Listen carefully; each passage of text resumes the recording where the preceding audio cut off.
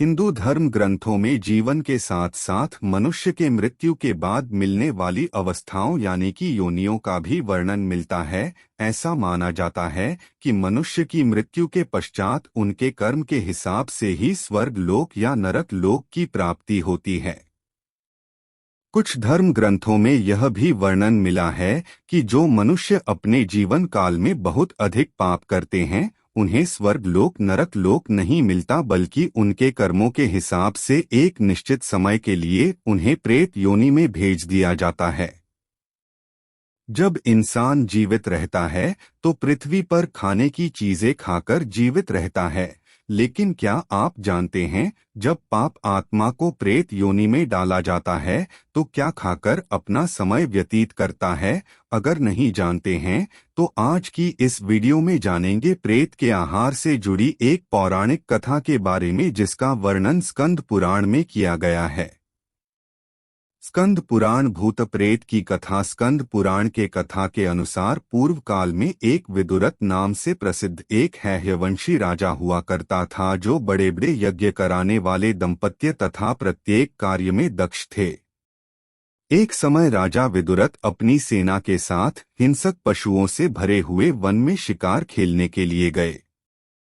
वहां उस वन में राजा ने कई हिंसक पशुओं को मार गिराए। तब फिर उन वन जंतुओं में एक पशु उनके बाण से घायल होने के बाद भी जमीन पर नहीं गिरा और बाण लगेलगे तेजी से भागा। राजा ने भी उस पशु का पीछा करने के लिए अपने रथ को दौड़ाया और वन के दूसरे छोर में पहुंच गए और उसकी सेना पीछे रह गई। वन का यह हिस्सा बहुत ही भयानक और भय उत्पन्न करने वाला था। उसमें कांटेदार वृक्ष और झाड़ियां भरी हुई थी।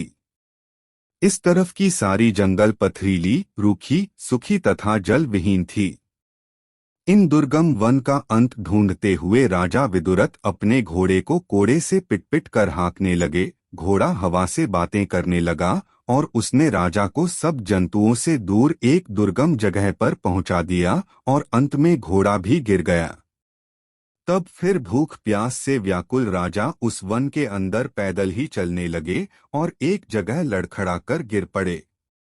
इतने में ही उसने आकाश में 3 भयंकर दिखने वाले जीव देखे। उन्हें देखकर राजा डर से थर्रा उठे और उन तीनों जीवों ने भी राजा को देख लिया था। तो फिर राजा अपना अंत समझकर विदुरथ ने उनसे बोला कि तुम लोग कौन हो?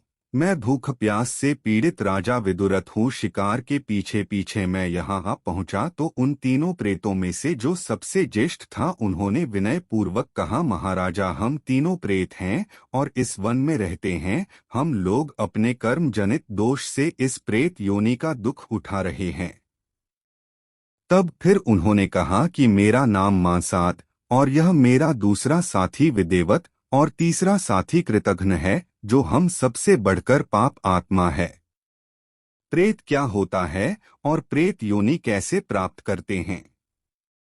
यह सुनकर राजा विदुरथ अचरज में पड़ गए और फिर उन्होंने मांसाद से पूछा कि प्रेत क्या होता है। तब फिर मांसाद ने बोला, हे राजन, जो मनुष्य चुगली करने वाला, दूसरों को कष्ट देने वाला तथा गुरु की सैया पर सोने वाला और जो वेदों तथा ब्राह्मणों की निंदा करता है, ब्राह्मण कुल में पैदा होकर मांस खाता है और जो सदा दूसरे प्राणियों के साथ हिंसा करता है वह प्रेत होता है। जो पराई स्त्री से अशक्त, जो दूसरे के धन को हड़पने वाला, जो पराई निंदा से संतुष्ट होने वाला, जो धन की इच्छा से नीच अथवा दुष्ट व्यक्ति से अपनी कन्या का विवाह कर देता है, राजन, वह भी प्रेत है। जो मनुष्य उत्तम कुल में उत्पन्न दोष रहित और विनयशील पत्नी का त्याग करता है, जो देवता, स्त्री और गुरु का कर्ज लेकर लौटा नहीं देता है तथा जो ब्राह्मणों के लिए धन का दान